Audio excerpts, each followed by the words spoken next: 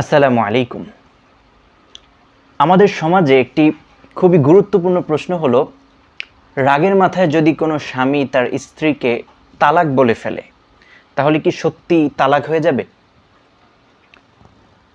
অনেক সংসার একটি শব্দের কারণে ভেঙে যায়, আবার অনেক মানুষ না জেনেই বড় ধরনের ভুল করে বসে।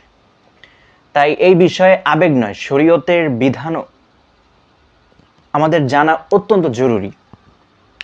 তো প্রথমে মনে রাখতে হবে, তালাক ইসলামী শরীয়তে বৈধ হলেও এটি অত্যন্ত গুরুতর একটি বিষয়।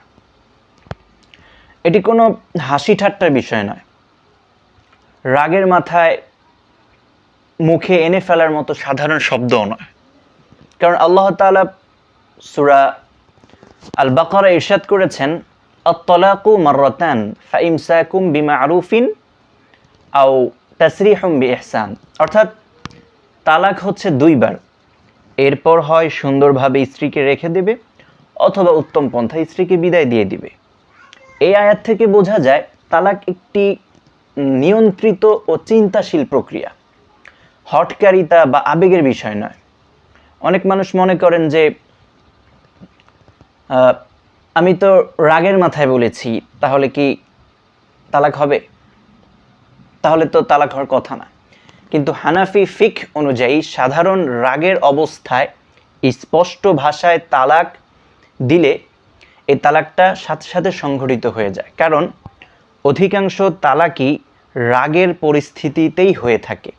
তবে যদি এমন চরম রাগ হয় যে মানুষ নিজের কথা, কাজ বা অবস্থার কোনো জ্ঞানই রাখে না, প্রায় পাগলের মতো হয়ে যায়, তাহলে সেই অবস্থার যে হুকুম সেটা একটু আলাদা হতে পারে এবং তা নির্ভর করবে নির্দিষ্ট ঘটনার বিস্তারিত বিবরণের উপর। মুফতি সাহেব সুন্দর করে শুনবেন ঘটনা, তারপর সেটার ফতোয়া দেওয়া হবে। তাই কোনো ব্যক্তি যদি বলে আমি তো রাগের মাথায় বলে ফেলেছি তালাক শব্দটা, কিন্তু একটি কথা শুনেই তালাক হয়নি, এটা বলে দেওয়া সঠিক নয়।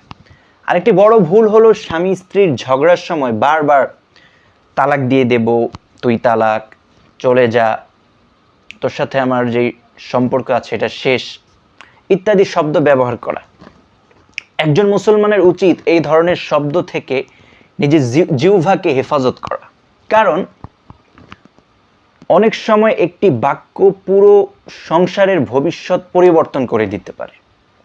আজকাল সোশ্যাল মিডিয়া, বন্ধুদের পরামর্শ বা গুগল দেখে অনেক মানুষ নিজেই নিজের তালাকের ফতোয়া দিয়ে দেয়। এটা অত্যন্ত বিপজ্জনক। তালাকের মাসআলায় ব্যবহৃত যে শব্দ, উদ্দেশ্য, পরিস্থিতি, সংখ্যা এবং বক্তব্যের যে ধরন, সব কিছু বিবেচনা করতে হয়। আর এই সবগুলো একজন যে গ্র্যান্ড ভালো মুফতি পড়াশোনা করেছে সেই জানে।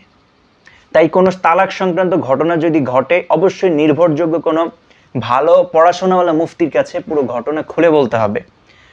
মনে রাখতে হবে, ইসলাম সংসার টিকিয়ে রাখতে চায়, ভাঙতে চায় না। তাই স্বামী স্ত্রীর মধ্যে যদি মতবিরোধ হয়, এই মতবিরোধ হলে রাগের সময় কথা না বলা, অযথা তর্ক না বাড়ানো এবং তালাকের যে শব্দ সেটা মুখে না আনা অত্যন্ত গুরুত্বপূর্ণ। অনেক মানুষ এই যে জীবনের সবচেয়ে বড় যে অনুশোচনার মধ্যে পড়ে যায় শুধুমাত্র কয়েক সেকেন্ডের এই রাগের কারণে। হাজার হাজার লক্ষ লক্ষ মানুষ সারা জীবন আফসোস করে পরবর্তীতে। তাই আমাদের প্রত্যেকের উচিত জিহ্বার হেফাজত করা এবং তালাকের মতো গুরুতর বিষয়কে কখনো হালকাভাবে না নেওয়া। আল্লাহ তাআলা আমাদের পরিবারগুলোকে হেফাজত করুন, স্বামী স্ত্রীর মধ্যে ভালোবাসা ও রহমত দান করুন। ওয়াজআলা বাইনাকুম মাওয়াদ্দাতান ওয়া রাহমা, আল্লাহ কোরআনে বলেছেন। তো রাগের সময় সঠিক সিদ্ধান্ত আমাদেরকে নিতে হবে। সঠিক সিদ্ধান্ত নেওয়ার তৌফিক আল্লাহ তাআলা আমাদেরকে দান করুন, আমিন।